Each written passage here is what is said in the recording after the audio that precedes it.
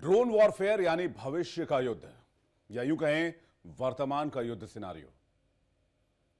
तो क्या जंग की रूपरेखा बदल चुकी है?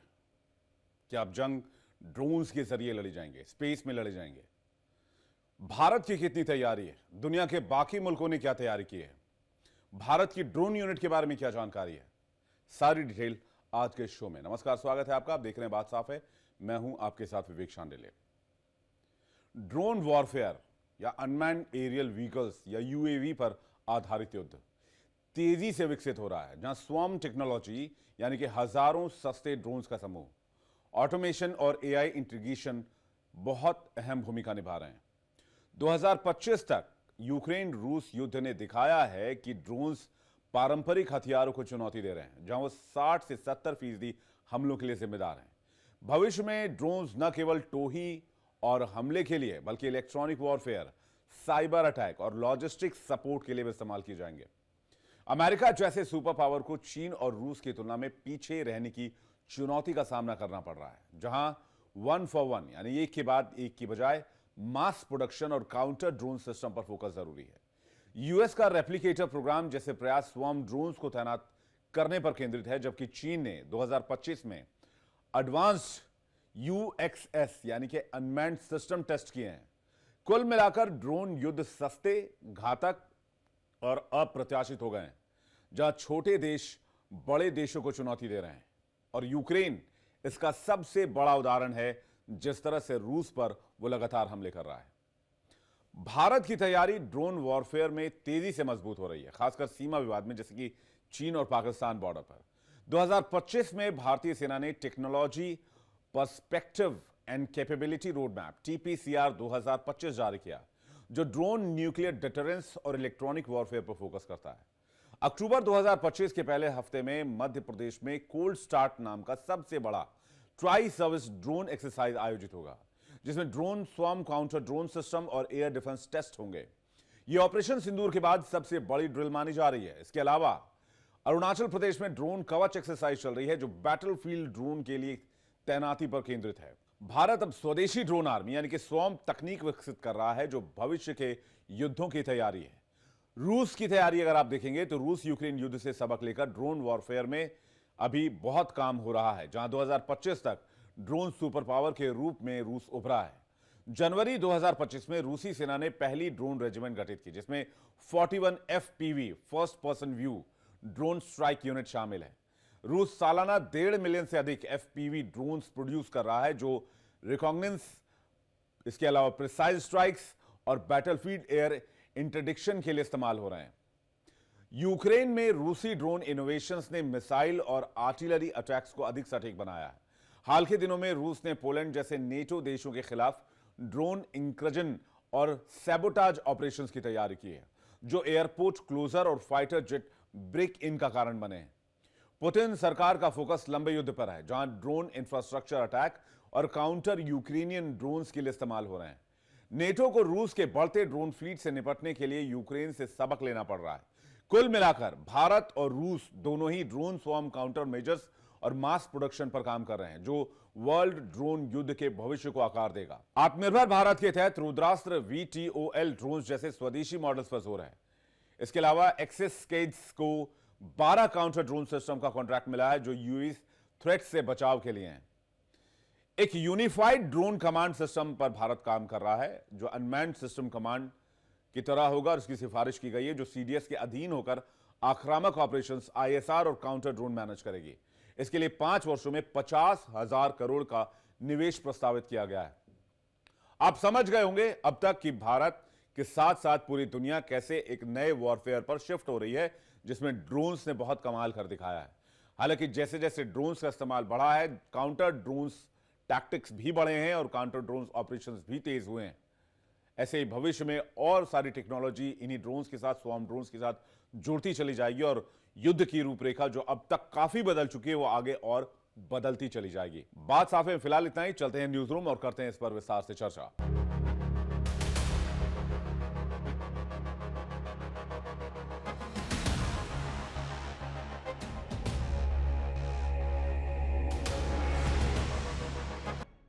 शुक्रिया विवेक आपका। विवेक ने हमें बताया कि ड्रोन वॉर है क्या।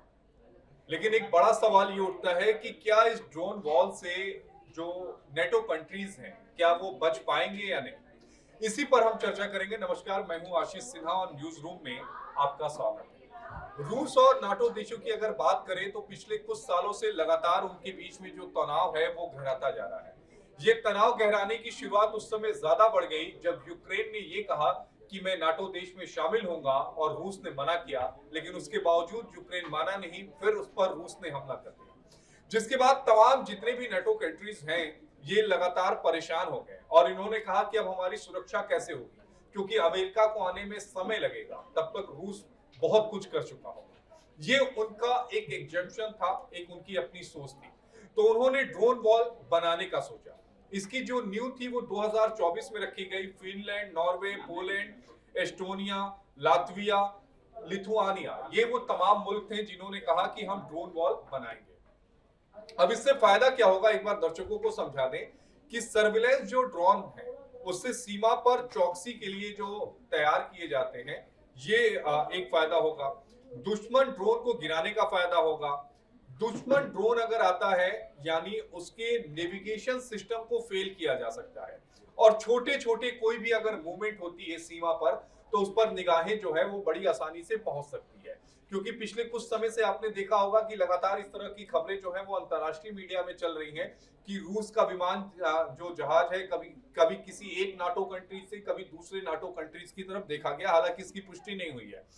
लेकिन रूस के पास जो मिसाइलें हैं उनका जवाब इस ड्रोन वॉल के पास है ही नहीं। बेसिकली ये ड्रोन को ही कंट्रोल कर सकते हैं, चाहे आप हाइपरसोनिक मिसाइल की बात कर लीजिए, चाहे आप लॉन्ग रेंज बैलिस्टिक मिसाइल की बात कर लीजिए, चाहे आप एडवांस फाइटर जेट्स की बात कर लीजिए, चाहे आप साइबर वॉरफेयर की बात कर लीजिए, इनका तोड़ है ही नहीं नाटो कंट्रीज के पास। और रूस की बैलिस्टिक मिसाइल तो ऐसी हैं जिनकी पूरी दुनिया, यहां तक अमेरिका जो है वो लोहा मानता है। अब इसके फायदे क्या है, जो सीमा स्तर पर जो सुरक्षा है वो मजबूत हो जाएगी, यानी ड्रोन के जरिए जासूसी जो है वो नहीं हो पाएगी। शुरुआत में उन्हें प्रारंभिक जो चेतावनी है वो भी मिल जाएगी। तस्करी और घुसपैठ की कोशिशों पर भी लगाम लगेगी और एक मनोवैज्ञानिक जो दबाव है वो रूस के ऊपर लगेगा। लेकिन अगर बड़ा हमला होता है तो ये जो टेक्नोलॉजी है वो पूरी तरीके से फेल हो जाएगी। हालांकि इसको बनाने के लिए भी बहुत ज्यादा खर्च करना पड़ेगा। चलते चलते एक बात और बता दूं, जब तक शिवम इसके बाद कहेंगे कि रूस के राष्ट्रपति पुतिन का कल देर शाम एक बयान आया है जिसमें पुतिन ने साफ कर दिया है कि जो नेटो कंट्रीज हैं या यूरोपियन कंट्रीज हैं उनको किसी भी तरह से घबराने की रूस से जरूरत नहीं है। वो चैन से सोए, हम किसी भी मुल्क पर हमला नहीं कर रहे हैं। वो तमाम खबरों का उन्होंने खंडन किया है जिसमें ये कहा गया कि रूस कभी भी यूरोपियन कंट्रीज पर हमला कर सकता है। तो रूस की तरफ से ये बात बिल्कुल साफ कर दी गई। शिव, बिल्कुल। एक तो हम यहाँ बात इस बात की कर रहे हैं कि ड्रोन वॉल, और दूसरा रशिया से नेटो को खतरा, नेटो मेंबर्स को खतरा, ईयू को खतरा, ये साफ तौर पर कह लीजिए पूरी दुनिया को खतरा। यानी कि रशिया को एक थ्रेट, रशिया को एक विलन बना दिया है इन लोगों ने और जानबूझकर बनाया जा रहा है और बड़ी बड़ी बातें और जो सबसे बड़ा विलन है खुद को हीरो साबित करने में जुटा हुआ है। वो कह रहे हैं कि मुझे शांति का पुरस्कार दे। कैप्टन अमेरिका है ना वो। तो कैप्टन अमेरिका दुनिया बचाने में लगे। अच्छा, कौन सा, वो जैक स्पैरो वाला कैप्टन? वो वाला पायरेट्स वाला है ना। बिल्कुल, वो टैरिफ लगा रहे हैं, पायरेट्स वाला ही काम कर रहे हैं। लेकिन मैं बार बार कहता हूँ, दुनिया में कोई भी तबाही आती है तो बचाता केवल अमेरिका है। बिल्कुल उनकी हॉलीवुड की मूवीज की तरह कि भाई कोई भी दिक्कत आएगी तो वहीं का सुपरमैन, एवेंजर्स टाइप, वहीं का बैटमैन आएगा, वहीं का हर हीरो वहीं का आएगा, वैसे ही वहीं के प्रेसिडेंट आएंगे बचाने। लेकिन ये मैं बार बार वही समझाता हूँ हर बार जब भी हम चर्चा करते हैं न्यूज रूम में, मैं शिवम दत्त मेहता, हम यही कहते हैं कि देखिए, जब भी हम बात करते हैं वर्ल्ड कूटनीति की, डिप्लोमेसी की और जो ग्लोबल टेंशन है, उसमें दो ही देश है मेजर, जिसमें एक तरफ अमेरिकन ब्लॉक है और दूसरी तरफ आपके पास रशियन ब्लॉक है, जो कि यूएसएसआर की बात हम करते हैं, जो अब रशिया यहाँ पर रह गया है। अभी मेन मुद्दा क्या है? अभी मेन मुद्दा ये है कि आप यूक्रेन से लड़ाई कर रहे हैं और पुतिन ने ये साफ तौर पर कह दिया है कि नेटो डायरेक्टली इनडायरेक्टली तो घुस ही रहा है, लड़ ही रहा है हमारे साथ। उनके हथियार अगर आप इस्तेमाल कर रहे हैं, अमेरिका की मिसाइलें इस्तेमाल अगर हो ही रही हैं, हिमार्स सिस्टम, क्या क्या सिस्टम का इस्तेमाल अगर यूक्रेन कर ही रहा है, तो ये इसको क्या माना जाए? इनडायरेक्टली तो रशिया वर्सेस नेटो हो ही रहा है। बस रशिया ये कर रहा है कि रशिया डायरेक्टली नेटो से एंगेज नहीं कर रहा है। अगर एंगेज किया तो वो इसको नेटो बिल्कुल जो कि है उनके उसमें कि भाई एक देश पर हमला अगर आप करते हैं तो सभी देश पर हमले के तौर पर उसको माना जाता है। लेकिन वो ये कभी भी ना नेटो ये रिस्क लेंगे कि वो रशिया से उलझ जाए, क्योंकि नेटो एक साथ नहीं है, कितना भी एक साथ वो दिखा दें। अभी ये जो बड़ी शानदार बात हो रही है वॉल की, ड्रोन वॉल, तो इसका मजाक ज्यादा बन रहा है। क्या करेंगे ये ड्रोन वॉल का, कौन देगा पैसा? अच्छा पैसा कौन देगा यहाँ पर? क्या अगर पोलैंड को दिक्कत है, लिथुआनिया या फिर बाकी इन देशों को दिक्कत है, क्या वो पैसा देंगे या फिर यूरोपियन देश उसमें मिलकर पैसा देंगे? तो इसको लेकर अभी से इसका मजाक जो है वो बनाया जा रहा है कि एक सेंसिबल रिस्पांस के रूप में आप यूरोपियन यूनियन या फिर आप पूरे नेटो को अगर आप सोचेंगे तो कोई ड्रोन वॉल्स ये कोई प्रायोरिटी नहीं है। अब ड्रोन्स और एंटी ड्रोन्स प्रायोरिटी है, ये फ्रेंच प्रेसिडेंट इमैनुअल मैक्रों कह रहे हैं, मगर हमें क्लियर होना पड़ेगा कि कोई परफेक्ट वॉल नहीं है। तो देखिए पहला सेल्फ गोल जो किया है मैक्रो ने यहाँ बताया कि there is no perfect wall for Europe. हम 3000 किलोमीटर के बॉर्डर की बात कर रहे हैं तो कोई परफेक्ट दीवार तो है ही नहीं। और आपको लगता है ये टोटली फीजिबल है, ये स्वाभाविक है, कर सकते हैं? आंसर नो है, तो वो यहाँ पर ना बोल रहे हैं। लेकिन ये वॉल बोलना इसको एक गलत आइडिया के रूप में माना जाएगा, ये भी आप समझ लीजिए, ये भी स्टेटमेंट्स आ रहे हैं। तो खर्चा कितना आएगा इसमें? आप एक ड्रोन ऐसे बनाने के लिए बॉल्टिक्स के लिए अगर ओरिजिनल प्लान की बात करें, पोलैंड और बॉल्टिक को कवर करने के लिए $1 बिलियन इसमें लगेगा, और डिटेक्शन कैपेबिलिटी है और तमाम चीजें हैं। तो डिफेंस कमिश्नर जो एंड्रियस क्यूबिलियस की तरफ से ये कहा गया है कि फॉर्मर लिथुआनियन प्राइम मिनिस्टर है, कि ये संभव कितना है, पैसा कौन देने वाला है। तो बहुत सी चीजें हैं इसमें, और इसको क्या आप फाइनल सॉल्यूशन मानते हैं? मुझे नहीं लगता। आगे मेरे पास और भी आर्ग्यूमेंट्स हैं, लेकिन गीतू और यश के पास भी पहले जाना है। बिल्कुल, और ड्रोन वॉल को लेकर जिस तरह से यहाँ पर बहुत एश्योर होने चाहते हैं नेटो देश, वो संभव नहीं है। पहले तो यही है कि ये वॉल बनेगी कैसे, कितना खर्चा आएगा, किस तरीके से इसको प्लान आउट किया जाएगा, क्योंकि हम जब देख रहे हैं कि नेटो देश हैं 32 देश, और ऐसे में इनमें कितनी एक तरह से कोऑर्डिनेशन रहती है, इसको लेकर कितना खर्चा आएगा, किसके खाते में कितना बजट आएगा, इसे बनाना इतना आसान भी नहीं है। दूसरा ये कि ये श्योरिटी नहीं है आपकी सुरक्षा की, यानी कि ये जो ड्रोन वॉल है ये सिर्फ हम कह सकते हैं एक ऐसा पेचीदा सा सिस्टम होगा जिसमें आप सेंसर्स के माध्यम से समझ सकते हैं कि कौन सा ड्रोन आ रहा है, किससे आप सिर्फ पता लगाने की एक तरीका हम इसे कह सकते हैं, लेकिन ये पूरी तरह से सिक्योर नहीं है, सेफ नहीं है। यानी कि हम ये नहीं कह सकते अगर रूस अटैक करता भी है तो नेटो देशों के लिए पूरी गारंटी बन जाता है। तो उसमें भी बहुत जटिलताएं हैं, पेचीदगी है, और शायद इतना आसान ये नहीं होगा। जैसे शिवम भी कह रहे हैं कि यहाँ पर आपसी में ही जो देश हैं वो एक तरह से एक अलग ही पॉलिटिक्स तो रहती है सबके बीच में, और शायद यही वजह है कि पहले तो इस वॉल को कैसे बनाया जाएगा ये एक बड़ी चुनौती रहने वाला है। यश, बिल्कुल, आज हम बैठे हैं 3 अक्टूबर 2025 में। आज से लगभग 50 दिन पहले, या कहा जाए 1.5 महीने पहले, अलास्का में ट्रंप और पुतिन की जो मीटिंग हुई थी, उसके बाद वर्ल्ड सिनेरियो, खासकर अगर हम बात करें रशिया, नेटो के देश, मिडिल ईस्ट और ट्रंप यानी कि यूएसए, यहाँ पे बहुत सारे पॉलिटिकल डेवलपमेंट्स हुई हैं, यहाँ पे बहुत सारी ऐसी मीटिंग्स हुई हैं, यहाँ पे बहुत सारे ऐसे स्टेटमेंट बाजी जिसको कहा जाता है देसी भाषा में, वो सब उनका यूज किया गया है। लेकिन उसके बाद जो हाल ही में आज से 24 घंटे पहले लगभग पुतिन की उन्होंने जो बातें बोली है, उन्होंने जो शब्दों का चयन करा है, उसमें उन्होंने क्लियर बोला है कि रशिया के अगेंस्ट नेटो जो है वो नॉनसेंस है, कि ना मैं नेटो के अगेंस्ट हूं, ना मैं नेटो पे अटैक करने का सोच रहा हूं। उनके जो शब्द थे नॉनसेंस और इम्पॉसिबल टू बिलीव, ये 2 शब्दों का, 2 लाइनों का उन्होंने चयन करा। अब बात करें टोमाहॉक मिसाइल की। टोमाहॉक मिसाइल वो होते हैं, लॉन्ग रेंज मिसाइल बेसिकली कहा जाता है, बैलिस्टिक मिसाइल्स के ऊपर आते हैं वो। तो ट्रंप से, ये पुतिन से पूछा गया क्या यूएस वो सप्लाई कर रहा है यूक्रेन को। ये मैं आपको बातें इसलिए समझा रहा हूं, आपको समझना पड़ेगा कि पुतिन की स्टेटमेंट के बाद आज के टाइम में 3 अक्टूबर की रात को आप ये शो देख रहे हैं, वर्ल्ड में इस टाइम क्या क्या डेवलपमेंट्स हुई हैं। टोमाहॉक मिसाइल को लेके पुतिन ये कहते हैं कि अगर यूएसए यूक्रेन को वो सप्लाई करता है तो हम उसको डायरेक्ट थ्रेट मानेंगे, हम उसको डायरेक्ट अटैक मानेंगे रशियन मदर पे। तो ये पुतिन के कहने के बाद ऐसी बहुत सारी चीजें डेवलप हुई हैं। पुतिन ने कहा मोदी के बारे में भी है, पीएम मोदी के बारे में, लेकिन सब चीजों को अगर देखा जाए इस time world politics, world dynamics drastically change हो रही हैं। ये ड्रोन वॉल का जिसके आज हम जिक्र कर रहे हैं न्यूज रूम में, डिबेट में, ड्रोन वॉल अगर बनता है, ये बहुत बड़ा इफ या फिर बहुत बड़ा अगर है, अगर बनता है तो इससे किन देशों को सुरक्षा मिलेगी, किन देशों को लगेगा कि नहीं ये हमारी सिक्योरिटी के अगेंस्ट है, ये हमारी ब्रीच ऑफ सिक्योरिटी हो रही है। ये बहुत लंबा विषय है, और जैसा गीतू ने बोला कि इसमें खर्चा कितना आएगा, ये इतना आसान नहीं है ड्रोन वॉल बनाना। बोलना, अगेन ट्रंप से हम सब सीख चुके, काफी पॉलिटिकल लीडर्स ऑल भी वर्ल्ड में, नेटो में सीख चुके कि बोलने के लिए आपके पास कोई सीमा नहीं है, कुछ भी आप पब्लिक फोरम पे बोल सकते हैं, लेकिन उसमें से कितनी चीजें लागू होंगी, कितनी चीजें हम फॉलो कर पाएंगे, वो प्रैक्टिकली बिलीव करना और उसको इंप्लीमेंट करना मुझे ऐसा लगता है बोलने और करने में जमीन आसमान का फर्क रहेगा। बिल्कुल। इसमें ये भी ऐड करें कि जैसा यश ने बात यहाँ पर कही है कि भाई मैं बार बार वही कह रहा हूँ कि डायरेक्टली तो नहीं लड़ रहे हैं, लेकिन इनडायरेक्टली कोई हद नहीं छोड़ रहे हैं।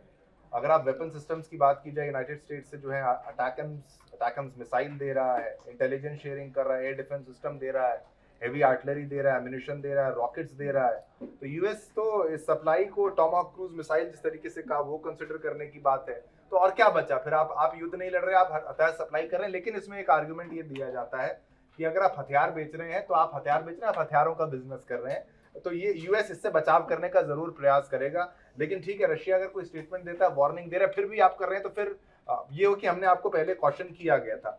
अब यूके फ्रांस यहाँ पर Storm Shadow SCALP cruise missiles दे रहा है, जो कि लॉन्ग रेंज है, एंटी टैंक वेपन्स हैं, एयर डिफेंस है, टैंक वॉरफेयर वहां पर हो रही है। तो इन्होंने रिस्ट्रिक्शंस हटाए थे यूके फ्रांस ने कि भाई ये मेरे हथियार कहाँ यूज हो जाएंगे। रशिया के अंदर आपके जाके हथियार यूज हो रहे हैं, तो इन्हें रिस्ट्रिक्शंस हटाने पड़े थे।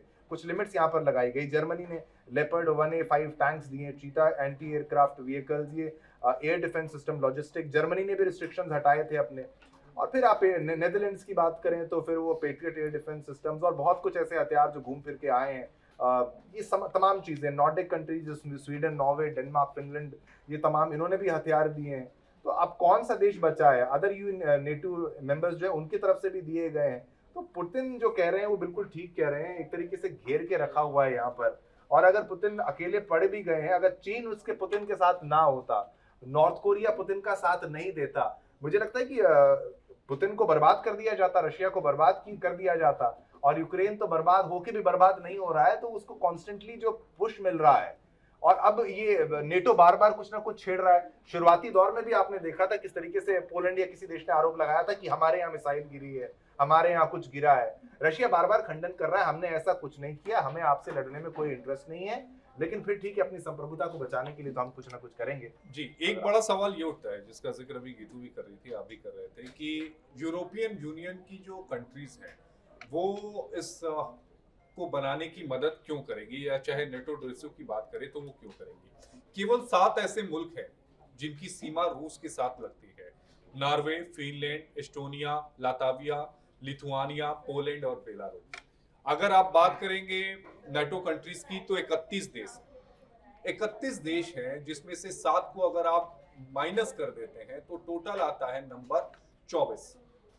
तो 24 नंबर आता है। तो 24 देश दूसरे देशों को बचाने के लिए पैसा क्यों लगाएंगे? और वो भी थोड़ी मोड़ी रकम नहीं है, वो रकम $7 अरब का खर्चा आ रहा है।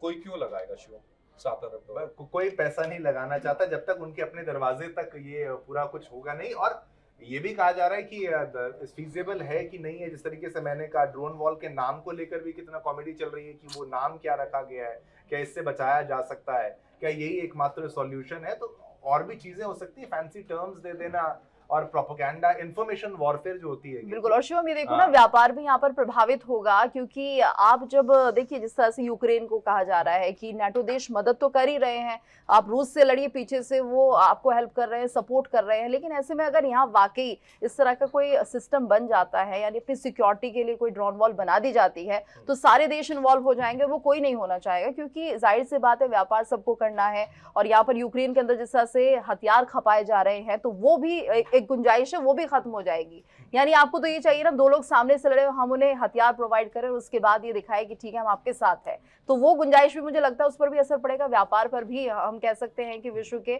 असर पड़ता हुआ दिखाई देगा इससे। एक मैं अभी बड़ी विचित्र एक स्टेटमेंट में पढ़ रहा था, एक जर्मन ड्रोन कंपनी है क्वांटम सिस्टम्स, उनकी एक स्टेटमेंट ये आई है कि जो ड्रोन वॉल है वो सिर्फ ड्रोन वॉल नहीं, वो सिस्टम्स का सिस्टम है। Basically German drone company quantum system ये कहती है कि यूरोपियन ड्रोन वॉल जो है वो हमारे को रियल चैलेंज जो उसका है वो उससे नहीं बचा रही है हमारे को, बल्कि ब्यूरोक्रेटिक कोऑर्डिनेशन और पॉलिटिकल कोऑर्डिनेशन जो ईयू के बीच में, यानी कि यूरोपियन यूनियन और नेटो के देशों के बीच में जो करना पड़ेगा, वो कहीं ना कहीं सबसे बड़ा टास्क उनके लिए वो होगा, रादर देन कि रशिया के ड्रोन से कैसा बचा जाए या फिर उसको एक वॉल कैसी बनाई जाए, जो कि एक सिस्टमैटिक एक वर्ड है। उनका मेन कंसर्न है कि ये जो ब्यूरोक्रेटिक कोऑर्डिनेशन है, क्या ये हो पाएगा? अगर हो पाएगा तो हम बिल्कुल सहमत है ड्रोन वॉल बनाने के लिए, क्योंकि मुझे नहीं लगता कि ये ब्यूरोक्रेटिक कोऑर्डिनेशन इतनी आसानी से आना या फिर इतनी जल्दी जितनी उम्मीद कर रहे हैं आ सकता है। लेकिन मजे की बात यह है कि डिफेंस मैन्युफैक्चरर्स ने इस कदम का स्वागत किया है। जाहिर तौर पर देखिए, एक शिवम इस बात को भी समझना होगा कि कहना करना और हो जाना, इन तीनों में जमीन आसमान का फर्क नहीं, है। उन्होंने कहा स्वागत हाँ, आपका, आप हाँ। ऐसा और प्लान बनाइए, हम हाँ। आपके लिए नए हथियार और अलग बनाएंगे। अलग मुल्क भी बनाने लगे, हाँ। हर मुल्क पे ये लगे। हाँ। और जाहिर तौर पर देखिए, ये केवल मुझे लगता है कि एक इंफॉर्मेशन वॉर जिसका आप जिक्र कर रहे थे, दूसरे देश के ऊपर साइकोलॉजिकल प्रेशर बनाने की ये टैक्टिक्स है, उससे ज्यादा कुछ नहीं है। 2024 में 9 जो मुल्क थे वो एक साथ आए और उन्होंने कहा कि नहीं, हम इसे वॉल को बनाएंगे, लेकिन आज तक उस पर काम शुरू नहीं हुआ। एक साल का तकरीबन समय हो गया, उस पर उतनी तेजी से काम शुरू नहीं हुआ।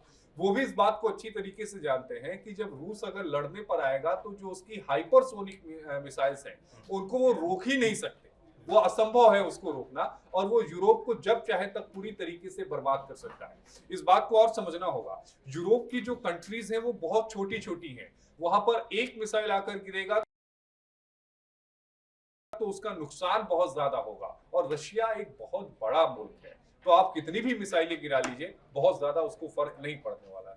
श्योर, बिल्कुल, बहुत ज्यादा फर्क उसको नहीं पड़ने वाला है। और देखिए, अभी मेन चीज ये है कि उसको पैसा जो चाहिए, उसको तेल बेचकर वो पैसा मिल भी रहा है, और उसकी मैन्युफैक्चरिंग है, और रशिया के पास सपोर्ट है कुछ कंट्रीज का। मैं बार बार कहता हूँ, अगर इंडिया सपोर्ट ना करे रशिया को, अगर चीन तेल ना खरीदे रशिया से, और ऐसे बाकी कंट्रीज अगर ना उसकी मदद करें, तो बहुत मुश्किल में रशिया पूरा का पूरा आ जाता।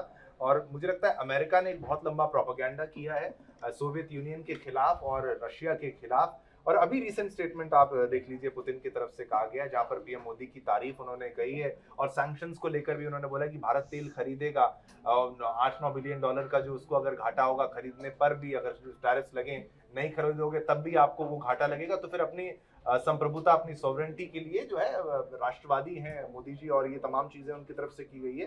तो प्रेशर तो बिल्कुल देखिए पुतिन के ऊपर था, और इतने सारी countries versus Putin versus Russia, एक बड़े क्या कहते हैं कि स्ट्रॉन्ग लीडरशिप के लिए पुतिन जाने जाते हैं। तो अगर आप भी इस बात से वाकिफ हैं कि किस तरीके से कंट्री की लीडरशिप कितना अफेक्ट करती है, इसी तर्ज पे मैं यूक्रेन की लीडर जेलेंस्की की भी तारीफ करता हूं। हालांकि देश को उसने शुरुआती दौर में बर्बाद किया, लेकिन इतने लंबे तौर पर, इतने लंबी देरी तक उसने कंट्री को संभाल के रखा। युद्ध में वो लड़ता रहा, लड़वाता रहा, या लड़ता रहा, या सपोर्ट लेता रहा, ये भी बहुत बड़ी चीज। बिल्कुल। और ये देखिए शिवम, क्योंकि मतलब रूस को जेलेंस्की की तारीफ क्यों कर रहे हैं आप?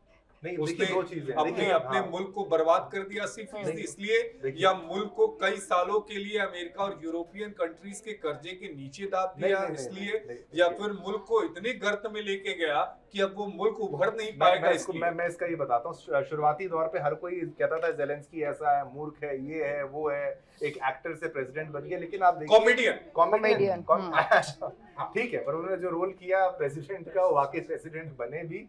लेकिन जब आप युद्ध देखिए, युद्ध अगर दरवाजे पर आके खड़ा हो जाता है, आप मान लीजिए भारत शक्तिशाली देश है, अगर हमसे भी कोई पावरफुल कंट्री हमसे लड़ने के लिए आए, हमसे कोई लेकिन- पावरफुल है नहीं, मतलब हम ठीक सबसे है, पावरफुल है। लेकिन कुछ और फैसला भी इस दौरान हो सकता था, कि कोई और फैसला भी लिया जा सकता है, लोगों को, जनता, अपने लोगों को बचाने के लिए। होता तो जेलेंस्की क्यों नहीं लेता, उसको युद्ध में झोंक दिया गया। नहीं, हाँ। जेलेंस्की के सामने शर्त रखी गई थी और जेलेंस्की ने उन शर्तों को नहीं माना था। देखिए, रूस उससे- ने साफ ये कहा था कि आप नेटो कंट्रीज में मत शामिल जाइए, होंगे। लेकिन उसके बावजूद इस मस्करे ने पूरे मुल्क को इस युद्ध की आग में झोंक दिया। लेकिन आप सोचिए, इतने लंबे समय तक युद्ध को लीड किया। अरे है, उसने तो लीड क्या किया, मतलब उधारी के पैसे से युद्ध लड़ा है। देखिए, उसकी लड़ाई नहीं है ना, ये तो आप समझिए, नेटो की लड़ाई है, वो लड़ाई ईयू की है, वो लड़ाई तो मोहरा तो बन गया है ना यूक्रेन, कि मैं आपको पैसे दे रहा हूँ, आप उस शख्स को मार लेकिन दीजिए, तो आप यूक्रेन मार इसका देंगे। मोहरा बन चुका है। क्या गारंटी है कि रशिया अंदर ना आता? नहीं, बिल्कुल नहीं, रशिया साफ कह रहा था। अरे भाई, बुदापेस्ट की जो समझौता हुआ था 1994 में, उसमें साफ ये कहा गया था। यूएसएसआर की जो थॉट प्रोसेस है, वो तो अलास्का भी चाहता है, वो सारी दुनिया जो पूरा, अरे अलास्का तो उसी का है, तो बेच दिया ना नहीं, उसने। बेचा कहा था, उसने 99 साल की लीज पे दिया था। बेचा ना, आप देखिए, उसको बेचना मत कहिए, देखिए, 99 साल की लीज मैं पे रूस के बेच साथ दिया, खड़ा। वापस लेके देखो कहाँ मिलेगा वो। अरे वो मिल जाएगा। नहीं, वो आपको ये समझना होगा कि लीडरशिप यही होती है, वो जिंदा बचा रहे जेलेंस्की, ये बहुत बड़ी अचीवमेंट है। ये भी अंत में गीतो कुछ शब्द।